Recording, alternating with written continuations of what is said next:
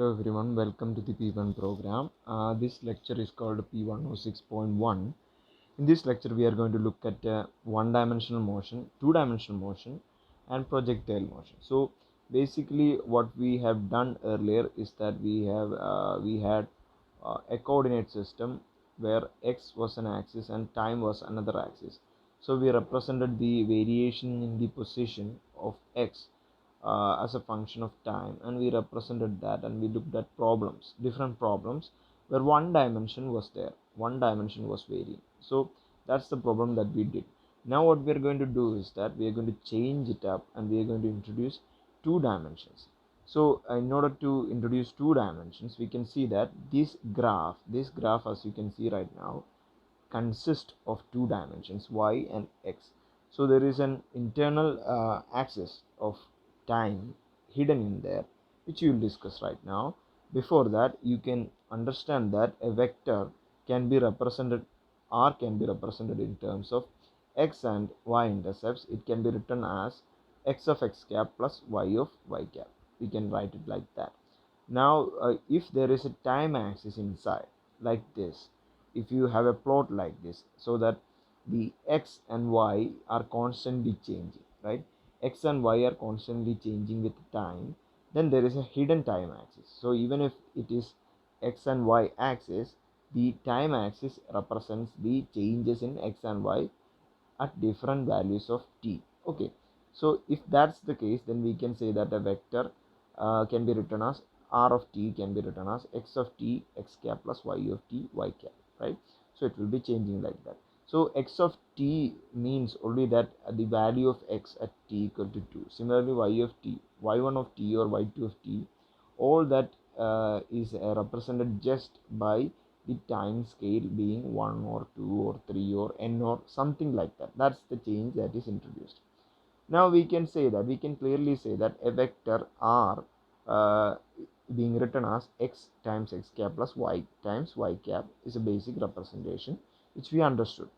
Now what we can do is that we can just take the derivative of that. If you take the derivative of position, what you get is the, if you differentiate the position, you get this slope of that curve, and we have discussed it for long and lot of times. Now I'm going to simply say that it is just the derivative of that will be the velocity if it's a displacement, that is r. Now we can also distinguish each of those components of velocity. Like if you have a position versus time graph, and we found a velocity versus time graph, right? So we can represent the components of velocity similarly in terms of x and y, right? So we can also represent the elements of x, that the time rate of change of velocity in terms of x-axis and y-axis. So that's what we can do here. So it will be an internal differential of each of these coordinates. So v or dy dx of dt, dx by dt will be vx, and dy by dt will be vy. So that will give you the vector, velocity vector v of t. Now what we can do is that we can take the differential or derivative again. So you are taking the derivative or differential of the position vector twice, and that's why there is an r double dot. So if you do that, you'll get the differential of velocity with respect to time. So you get dv by dt, dv x by dt plus x cap in the x cap direction, and also dvy by dt in the y cap direction. So that will be a differential as well. We have done this earlier. So that will give you the acceleration in each of these coordinates, right? In x coordinate system and y coordinate system, or in the x direction and the y direction, what will be the individual accelerations, right? If you take the differential, so you are again taking the differential of this velocity curve, and you get something that is a constant or something like that. So that will be the acceleration versus time graph. So the area under the acceleration versus time graph will be the total velocity of that thing. That can be done using an integral. We have done that. We have did several problems regarding that. So the acceleration has individual changes in x and y axis, y directions. So that changes contribute to the vector, which is the acceleration vector. You can represent that as well.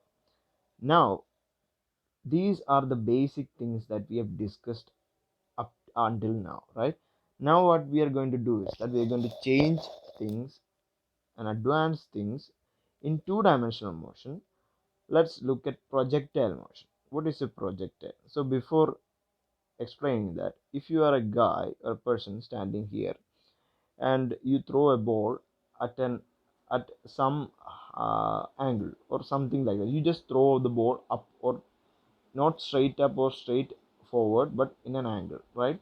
If you do that, the ball will get some velocity, right? So the velocity will be in some angle with the x-axis, or in another angle with the y-axis, right? So that will be the case.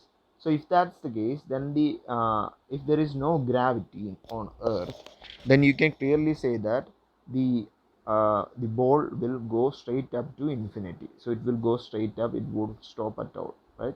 So if there is no gravity, if there is gravity, it is going to fall down, it is going to come back to the ground. So at the final time, the velocity will be zero when it touches the ground. So that's what's going to happen, right? Now if you look at those situations, you can see that one will go to infinity without gravity, one will take a parabolic path like that in the red line, and the other thing is actually air drag, right? There is always air in the atmosphere, and that air will cause some kind of a resistance to the motion of the ball. So the ball will be going in a slightly different path, which is not parabolic. If it is parabolic, that means it is going to have an initial angle of incidence. This angle, the initial angle, will be the same as the end angle. So these both angles will be the same if it's a perfect parabolic path on a surface that is straight. So if that's the case, then that's going to happen. It's going to take a parabolic path. If that's not the case, then it's going to take a second path, which is a resistive path with air drag. Okay, so that's so when you throw a ball from A to B, it will either take a parabolic path to B or another path to say B dash. So that's the second path where air drag is present. So it will reach a distance that is shorter than the actual parabolic distance it should take in the case of a uh, normal delivery. Now what we need to remember is that when we choose our axis, we have to be precise, right? If I say that anything that goes up is taken as positive, and anything goes down is taken as negative, and anything that goes to the right as positive and anything that goes to the left as negative, if that's the case, that the assumption that I am taking for the moment, if that's the case, then the following problems are done with that in mind. Okay, we cannot switch in between problems. Now if that's the case, then the force of gravity will be downwards, right? So if the downwards direction is negative, so if the gravitational force will be the weight of that body, so it will be mg, so it will have a downwards force, so it will be minus mg. Okay, now air drag will be acting towards the left, right? If it is the ball is moving towards the right, so air drag will have its effect onto the direction left, right?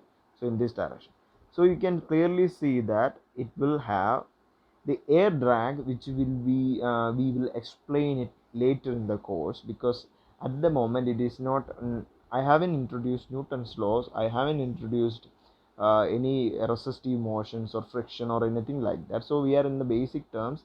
So for this time being, you can assume that you have already studied this thing in 11th standard and all that. So I assume that you have some basic information. So air drag will be that resistive force will be proportional to v square, right? So it will be proportional to v square, and the coefficient of resistive force is b here. So you can see it's a bv square, and it's in the opposite direction, in the left side, in the left direction, so it will be a minus bv square. Okay, so that's air drag, and I am assuming in this problem in here at this stage of the course I'm assuming that it is almost negligent and it is almost zero, right? It is there, but I am assuming that it is zero. So let it be like that. Now, if that's the case, you can see that the velocity will look like something like this. The velocity of the ball will uh, reduce and it will fall down to the ground level, right? And the velocity component at the initial stage can be resolved, right? The velocity component can be resolved in terms of x-axis and y-axis. Now if you do that, you can write down that v is equal to vx x cap plus vy y cap. So you can straightforward do that. Now what we are going to do is that we are going to use some little bit of trigonometry, okay, small bit of trigonometry, and we are going to say that if this is the resultant, the vector of velocity, our velocity of throwing that ball, then when it is resolved into vx and vy, we get a something like a similar this kind of situation where theta is the angle with which we are throwing the ball. So we can straightforward using trigonometry, we can say that the sine theta will be equal to the opposite side by hypotenuse, which is Vy, by hypotenuse, which is magnitude of V. Similarly, cos theta will be Vx divided by magnitude of V, right? So Vx divided by magnitude of V. So that's straightforward, and we have done that earlier. So we can say that Vy will be, when you equate that, Vy will be magnitude of V times sine theta, and Vx will be magnitude of V times cos theta. So you get that straightforward.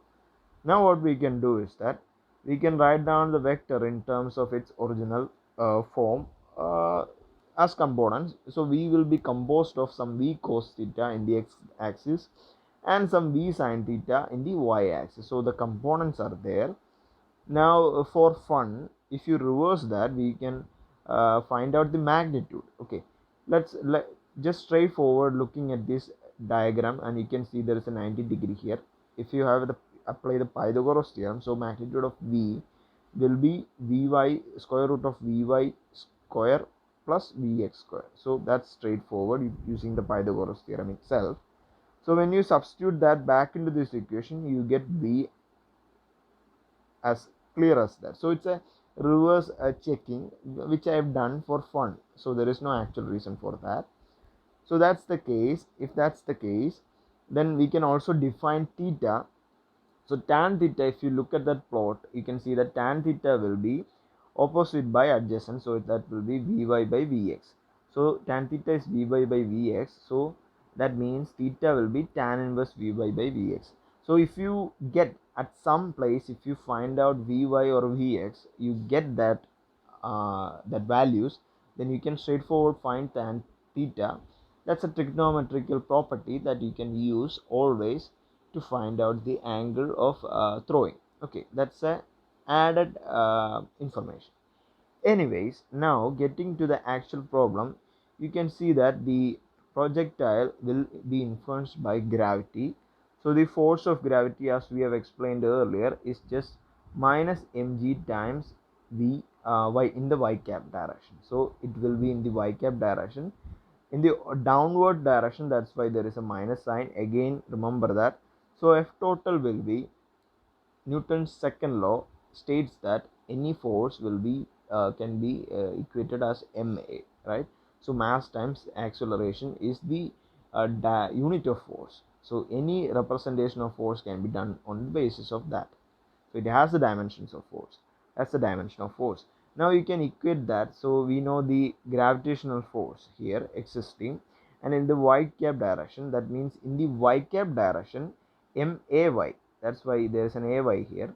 So in the y cap direction, the force which is may is equal to minus mg. So that's the only force existing in the y cap direction. We have we have neglected the negligent value of the resistive force or frictional force, air drag.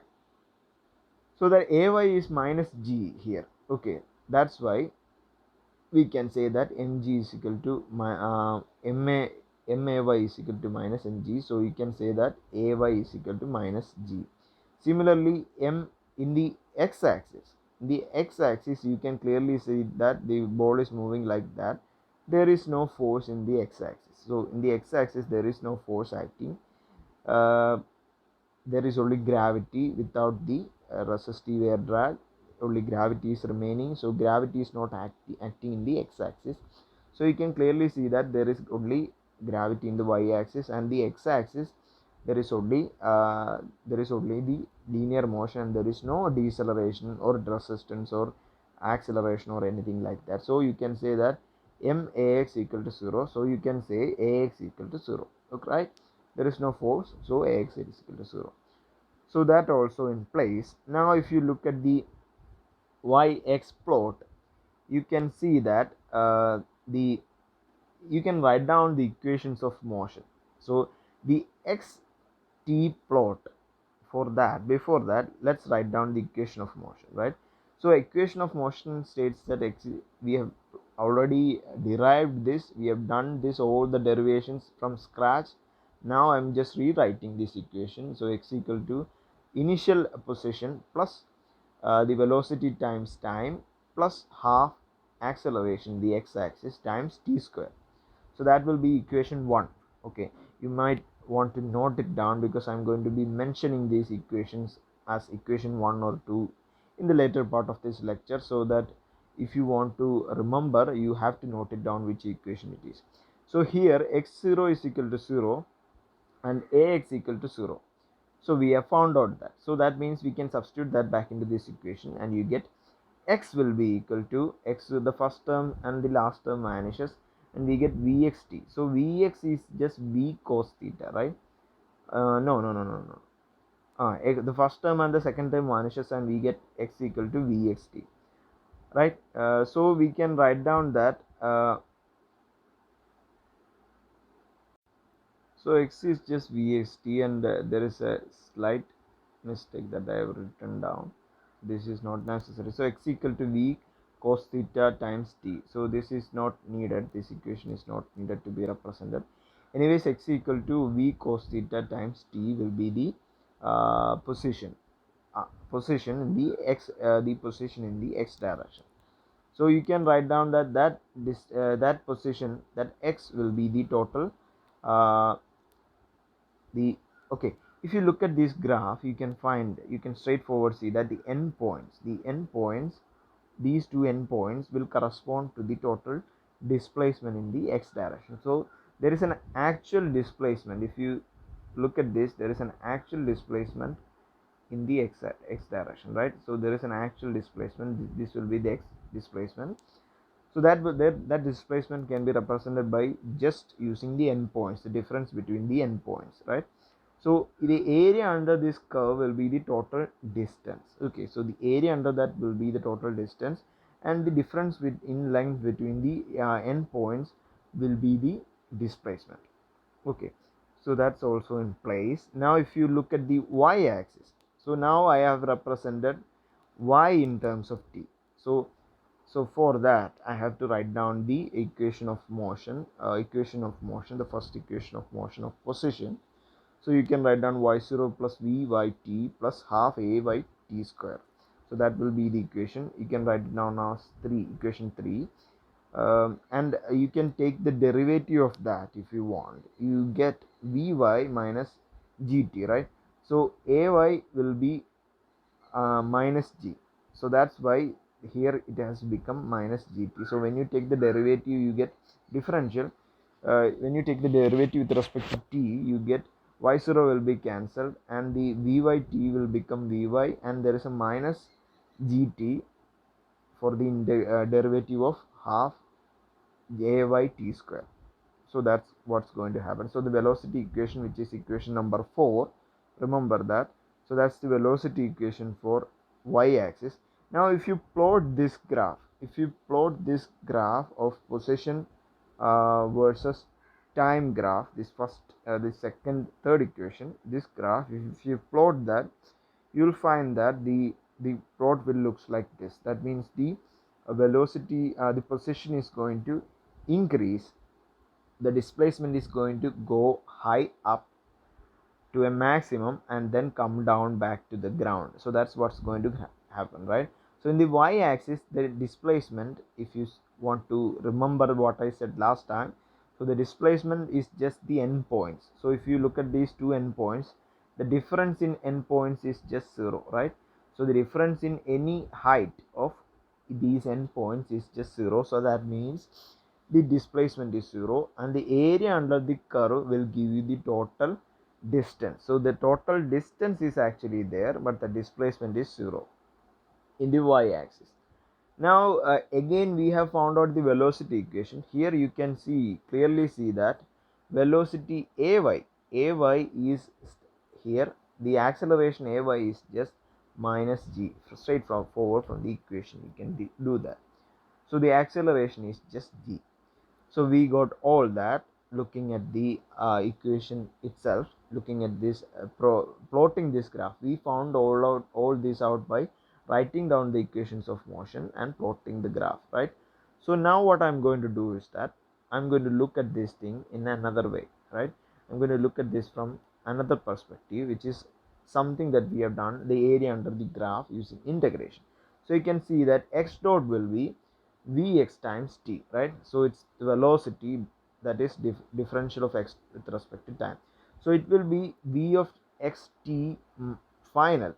So it will be the, if you have a plot like this, right, like that, that means this is v. Let's okay, let's redraw it. Okay, if you have a plot like this will be at time t, this will be at time 0, and this will be the final velocity v final, this will be the initial velocity v0. That's the case. Then this area, which will be the integral of v final, integral of this thing, which will be equal to v final minus v0, right? That will be the integral of this whole thing. So that will be equal to, so if it is a position, that will be the integral, right? If it's a position, then vf minus v0 will be the area under that curve. So if it is the velocity, then the area under that curve will be displacement. So it will be x final minus x0, right? So if it's acceleration, then the area under will be vf minus v0. Remember that. Okay, so here we are considering the velocity here. So velocity, if it is the area under the acceleration curve, it will be v of x in the x-axis, the time final minus v of x0, which will be the area under the curve of a acceleration graph. So it will be 0 to t ax t times dt. So we can write down that the ax here is 0, right? We remember that in the x-axis there is no acceleration. That means v of x at t final, which will be equal to v of x at t equal to 0, right? So the velocity at the final stage will be equal to the velocity at the initial starting point, the x direction. In the x direction, there is no change in velocity. So that's a very good thing, very good factor that you can deduce from that principle of integration itself. Now if you find out in terms of y-axis, you can see that y dot will be equal to vy of t. So you can say that vy of t will be difference between vy of t final minus vy of 0. So it will be the difference, the final velocity will be the difference between the v final minus v0. v0 will be the difference, will be the velocity. v0 will be the velocity, right? So that will be the case. In that case, vy of t will be vy of t final minus vy of 0. So that will be integral 0 to t ay of t times dt, right? So that will be integral 0 to t minus g of t, because acceleration of y is equal to minus g of t. We have done that. We have done this earlier. So that we can introduce that there. So you get 0 to t integral minus g of t dt. So that velocity will be minus g of t times t. So integral 0 to t g of t dt will be equal to integral of some factor of dt will be t. So within that limit t to 0, so that will be minus g of t t. So we got that. Now what we are going to do is that we are going to rewrite that equation, and we are going to say that vy, in the y-axis the velocity is vy of t minus vy of 0. So we got that as g of t minus g of t times t. So Vy of t is just the final velocity will be initial velocity minus g of t. So that's another equation. So we got the second equation. So I've just made a mistake earlier, that's why I've corrected it there. Now you can see that this is equation 2. Okay, so this is equation 2 now. Okay, anyways, that's the case. Now what we are going to do now is just use this equation, use the equation of uh, velocity, and now we are going to find out the position. So y minus y0 will be integral vy of t dt, right? So that will be the position. So that will be integral 0 to t. Substitute this back into this equation and you get the integral of vy0 minus g of t times t dt. So when you integrate that within the limit 0 to 2, you get y minus y0 is equal to v0 t minus half gt times t square. So that means that we get back the equation of motion. So we get back the equation of motion from that. So this is a second method of doing the same thing, right? So I told you that we have to do this. I have done this in another way. So looking at the integral equation and just writing down and solving it, we can get back the equation of motion. This is just another perspective. Now what I'm going to do is that I'm going to bring back the equation 4. So equation 4, as you remember, is for Vy, right? So Vy in use the equation 4, and before that what is this case is that if you take the y versus time graph, you see that this is the plot, right? So this is the plot, and you can see that at some point the velocity is the slope of this curve is just 0, right? At this point the slope of this curve is equal to 0. So slope will be dy by dt. So it's the ratio of y by t will be the slope. For small part it will be dy by dt. We have done this earlier. Anyways, that will be equal to 0.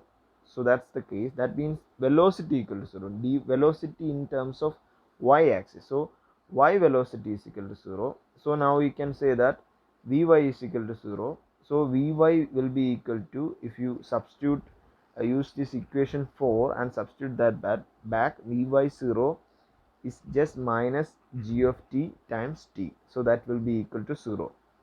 So that means vy 0 is just minus g of t, right? I just replaced it to the other side.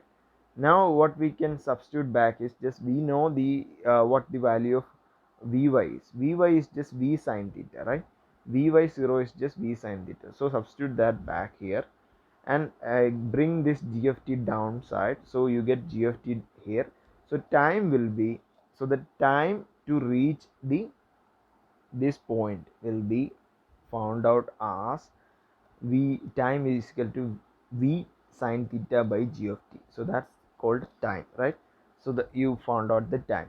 Now if you want to find out, if you want to have a numerical idea about this thing, what you can do is that we can substitute v0. We can introduce v0 is just 20 meter per second. So that's the initial velocity. Theta be 45 degrees and g be 9.8 meter per second square. Okay, so let it be the case. So if that's the case, we can straightforward substitute that back into this equation and you get t equal to v0, which is 20 times sine 45 theta and 9.8, which is g. So you get 1.44 seconds, right? So that's what you are going to get. So that's 1.44 seconds. Now what we can do is that we can if you look back in the the y versus time axis, in the y axis versus time axis for the velocity or position graph, you can see this maximum at this maximum point, which is the t max. So for a parabola, the total distance traveled from this side to this side will be the same as total distance traveled to this side to that side. So you can say that the t total will be times 2 times t max will be t total, right? So that will be t total. Okay, now so t total will be 2 times t max, so that is equal to 2 times v sine theta by g. So that means it's 2 times, we have found out t max, so that is 1.44 seconds. So 2 times 1.44 is just 2.88 seconds, right? If you want to find out the height of the top, right, you can use the equation 3. Remember that equation is here, right, straight here.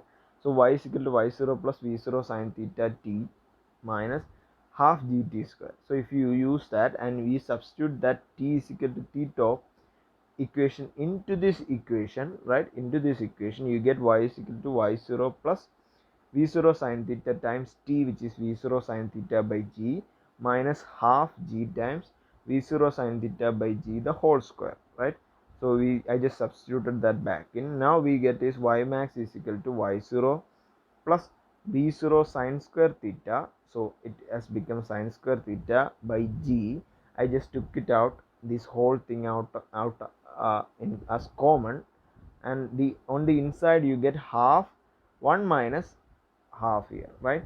So 1 minus half is inside, so it will be half. So you get y max is equal to y0 plus half v square sine square theta by g. So y max, if you want to substitute, so y0, right, what is y0?